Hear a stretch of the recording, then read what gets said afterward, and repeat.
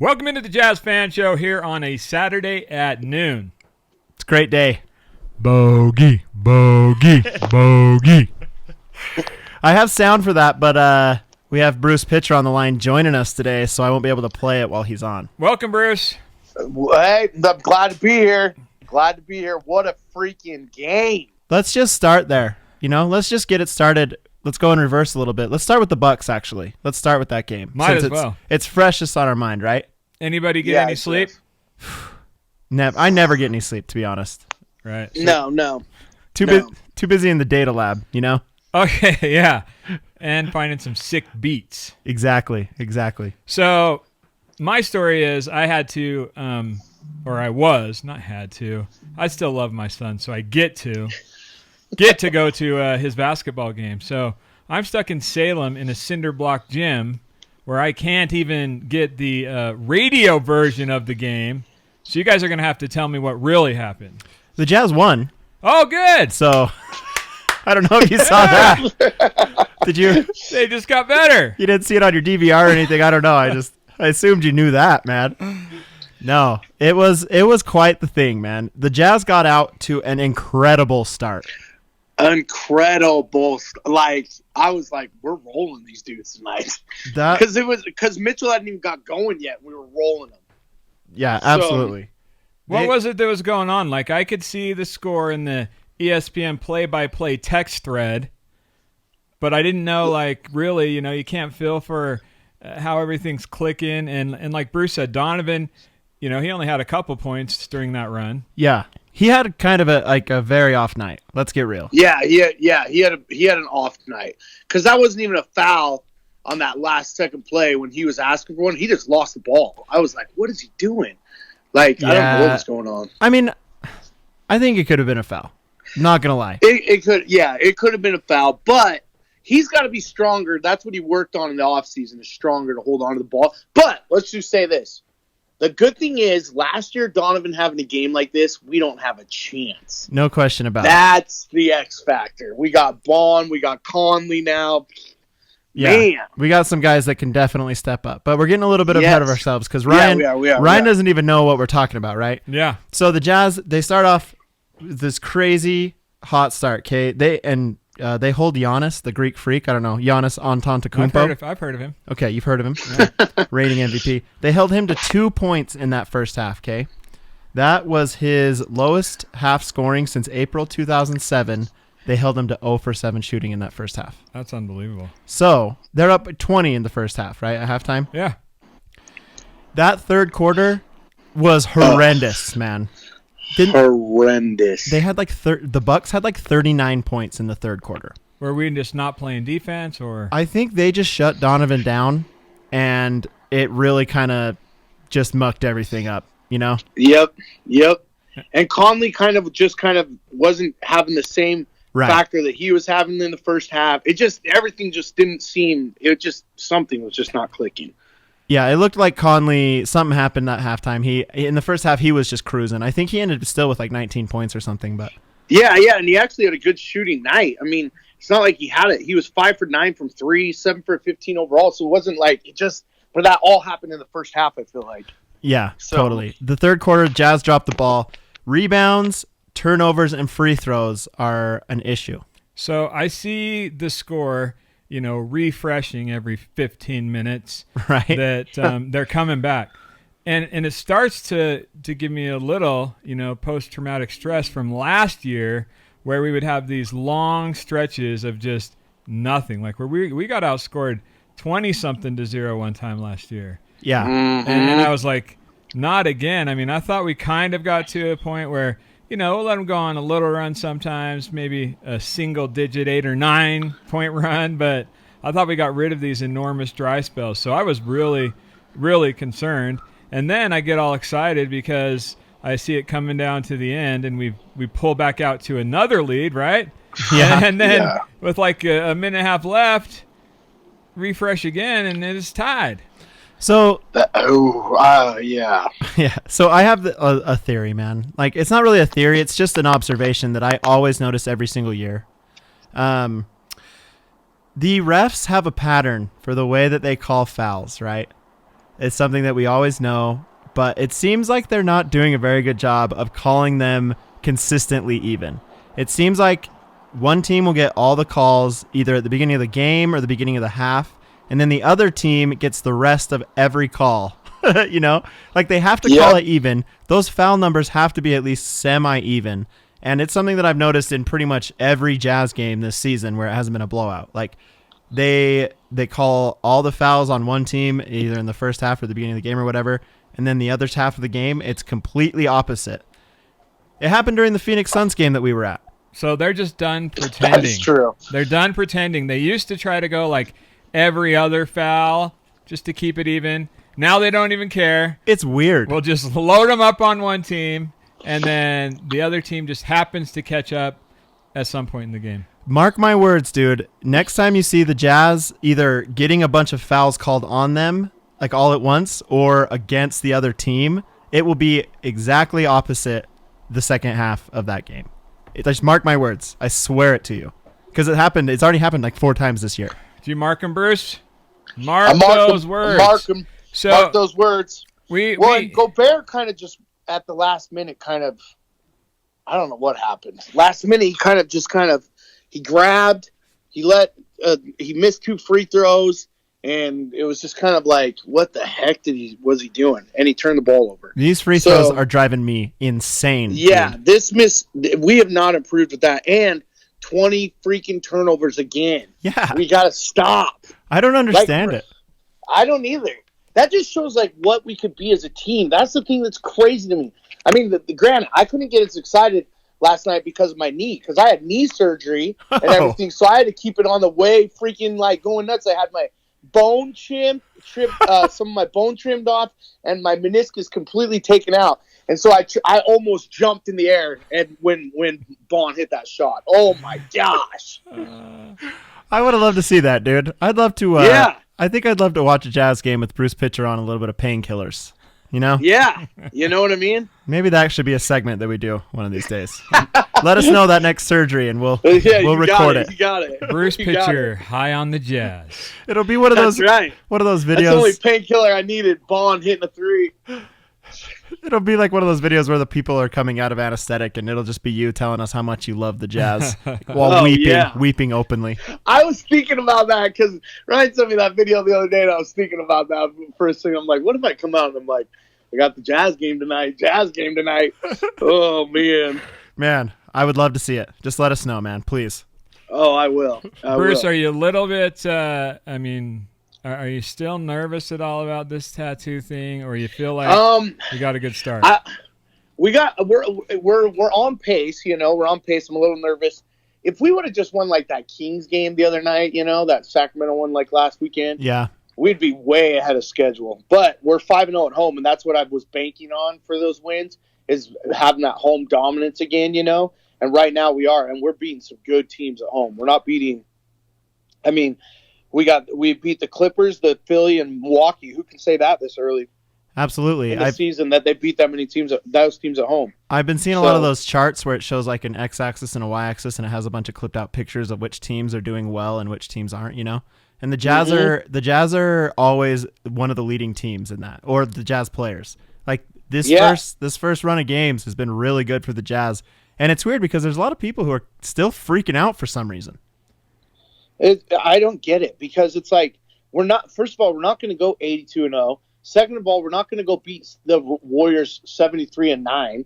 Like, I mean, we're right there. We're literally one game out of first place. 2 games, I guess, because the Lakers are playing out of their minds. But yeah. I mean, here's another couple. I'm not upset. Another couple of fun facts from that Bucks game. Okay, the Utah Jazz held the Milwaukee Bucks to less than 1 point per possession, and they're the number 1 team in the NBA for that. So, defense is covering up that offensive struggle, right? Yep. Another fun fact. Do you guys know what Bojan Bogdanovic means translated? Gift from God. Gift from God. Oh my gosh. We need to make shirts. No coincidence. We need to make shirts. Why are we not making shirts right now? If his feet are set, we have to make shirts of that. It's pure. Like every time he gets the ball, if he shoots and his feet are set, I'm like, that's in, no question. Okay. He's slaying it. Do we need to make this is way premature, but who's our 9-game MVP right now? 9 games in MVP. Let's just say it right now. Come on, baby. I think you got to. Without a doubt, I think, right? You think it's Bojan? I might go Rudy, dude. Because our defense Really? has been stifling. That's true. If our offense comes together the way, that's what's so great right now. If you look at the last 3 games this week, we've held some of the highest scoring teams in check this last week. Like, yeah, we lost to the Clippers, but still, I mean, that took a Kawhi Leonard, just a being Kawhi Leonard kind of effort. And Absolutely. then Philly scores and Milwaukee scores, and we held them. Like, we're the number one, aren't we the number 1 defense right now in the league? I think Like, so. points for sure. I know last week we were number 2 to LA at one point, but I think we may have stepped it up now. That's the thing that's scary, because we are at the end of the year going to get – because last year it was just such a – oh, man. I'm like, yeah, I'm feeling good about the tattoo. I'm feeling good about this team. I don't know. I'm just feeling good. Okay, I have a question for you guys. Maybe it happens that I had knee surgery. Yeah, it might be the painkillers, man. You know what I'm saying? Yeah. I have a question for both of you. So we had some old Jazz players come into town on these teams as well. We got to see Neto with Philly, and then we get to see Korver and George Hill. Right. Listening to the pregame show on my way to the cinder block, castle where I couldn't hear anything. Right. There was a comment that David Locke said George Hill made. He told him that number one, he loved it here, right? And he wishes he would have stayed. But he's like, can you imagine if I would have stayed here, Gordon Hayward would have still been here, Donovan would have come, and Favors didn't leave? He's like, that's a championship team. That is what George Hill said. Right. No, I heard it. Do you guys think that team would beat the current team? I think. No. Yeah, I honestly would have responded with, well, I think we kind of have one now. So, you know what I mean? Yeah, because we still have the same problem. Like, first of all, George Hill, Conley's better defensively than George Hill is. Yeah. And second of all, Conley hasn't shown it yet, but this is what he does. He's done his whole career. I didn't even know that until reading that article and stuff. Kind of starts off slow anyway. But, and we didn't have Bogdanovic. Like, Bon is freaking, we love Joe, but Joe now can be off and we're fine. Exactly. You know what I mean? It's like we couldn't have that before. And in the bogging down the middle of the way the NBA is right now, we love Favors, but do you think Favors and Gobert? I don't know. That's just my thought. And then I think, maybe this is a little too personal, but Gordon Hayward, I can't give him any credit, so whatever. Yeah. We're the Jazz fan show. We have to speak how we really feel about Gordon Hayward, all right? So we should everyone stop bringing him up. That's my thought. Yeah. Like, we don't need to jump immediately to Gordon Hayward in every freaking conversation. He lives in Boston. He has for 2 years. He cracked his leg in half on national TV. That all happened. Get over it. He's gone. Good riddance. as long as George Hill's not bringing him up, Yeah. Jeez. Nobody. I still see him all over the Nobody. internet. In fact, I'm going to talk about that a little bit later because I came up with an amazing segment that we're going to do. Ooh, where I can't wait. I talk about all those things that just drive me crazy. But no, I think our team is good how it stands. I don't know. Where's our intern? Who knows? What happened to him? I don't know. I think he's trying to find an intern for himself. Oh, intern needs an intern. Yeah, it's like intern inception, man.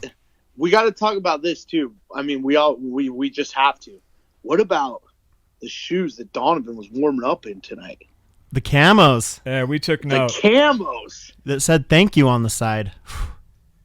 When do those Purple Mountain ones come on sale? 21st, I believe. All right, we all just need to get those. Mark your calendars. The yellow ones are coming out. Mark my calendars. Yeah, I don't ever know. I just month as well. I just come into work some days and there's new shoes on the wall, so that's how I know when they come out. I love it. We need to have like a contest out there of whoever can get the most Donovan Mitchells. Yeah, I think Ryan wins. We'll do. I plan to own one pair of every one of them, and some too. I'm with you on that. I think maybe two. Yeah. We're gonna need a bigger studio, man. One for the wall and one for my feet. That's right. Yes. That's right. Okay, so there were some other games this week, right? There was. We'd be remiss Yes. if we didn't talk about since the the other last Jazz fan show. I mean, there was that game with the Clippers, and Bruce brought it up a little bit. I mean, Jazz really were pretty dialed in on that game. I think for the first 3 quarters anyway, it felt like they were in a position to win the game. Yeah. And Yeah. it did take a Kawhi-like fourth quarter to overcome all that. And, I mean, hands down, he's the best player right now in the NBA. I mean, Giannis might be the most talented, gifted overall, but I don't think anybody's playing better than Kawhi, except for maybe on the load management games. Yeah, I was gonna say it's because he's getting all that rest, man. He's just Oh my skipping games gosh. whenever he wants. No, it's fine. Do whatever you The want, thing that Kawhi. killed us in that game was rebounds. Yeah, Rebounds, complete. And then, but what did you guys think of Gobert? Like, calling out his mad team. About his, I was not like, I don't know how I feel about that. Yeah, I Because didn't. last I year didn't we love it. didn't have Mike Conley or Bond on our team. So, like, it's like, dude, if you're not getting 2 more extra shots than normal, that's why. Like, when you're lining up with, like, no offense, with Favors and Jingle and Joe out there, like, yeah, you might get a few extra couple shots, but not with Bogdanovic and I probably always say his name wrong, but and Conley. Of course, you're going to go down a little bit, right? Right. I mean, Also, just like learn to catch the ball if it's below your waist. yeah, Hey, and hit your free throws. We got to get our And free dunk throws it. better. you guys are wrong. Yes. You guys are wrong on this one. Flat out wrong. I think Rudy, honestly, has been the foundation to all of this. I mean, and everybody felt like our defense was going to slip, and it remains to be seen where it ends at the end of the year. But him anchoring our defense allows us to be one of the top defensive teams and gives us the freedom to, really, I think, do some things on offense, right? Have a little bit of trial and error. And he's right, though. There is no higher percentage shot than a dunk, and this year he's nowhere close to the pace he was on last year with the dunks. And I think when these guys are coming down the middle, one of the things that he's upset about is the floaters that they're taking a lot more often than getting it to him. And I don't think that's always the correct read. If they have a choice to do the floater, right, or get it to Rudy, they're reading the defense and they're trying to decide. I think Rudy feels like they haven't made the right read quite a bit. And I think that's because they've missed a ton of the floaters as well. Yeah. No, That's true. I agree with you. That's true. The stat that I would like to see is how many points Rudy Gobert scores when he triple clutches the pass when it comes in. Hey, I have a problem with it. I'm serious. We can't all be perfect. Was he going to be upset with only having 2 shots tonight? Yeah, I don't know. maybe, but I'm just saying, I mean, the guy brings so much to the table that to I have this agree. one comment, about offense and wanting to be there, he's a competitor. And, even though team is everything, these guys individually, want to improve and want to put up the numbers and want to show how good they are. And I think that's where he's coming from. He's got slided on the All-Star game last year for sure. Yeah. And I think he deserves, right, the benefit of the doubt on some of this. And I also think he deserves more of those lobs than maybe a 50-50% floater. Can I give you a hot take, dude? I have a hot take really quick. I'll be the judge of that. I don't think he's going to make the All-Star game this year. I'm sorry to say it. That's like Really? that's a medium warm take. I just think Donovan's going to take the spot, and I don't know. I guess I haven't really looked at his stats very much.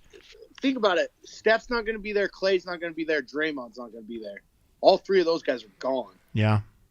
KD's out. It's going to be interesting. Hey, and KD. No, that's right. That's he 4 could all make those it. punks. I just Yeah. don't see them giving the Jazz more than one All-Star, and I think it's going to be Donovan Mitchell.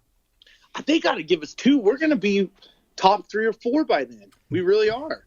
Depends on I our think- record. I'm with Bruce Yeah. on this one. Like, and with Kelby on this one, because if they're middle of the pack, right, or maybe even upper middle of the pack, then most likely one Jazz man makes it and possibly none.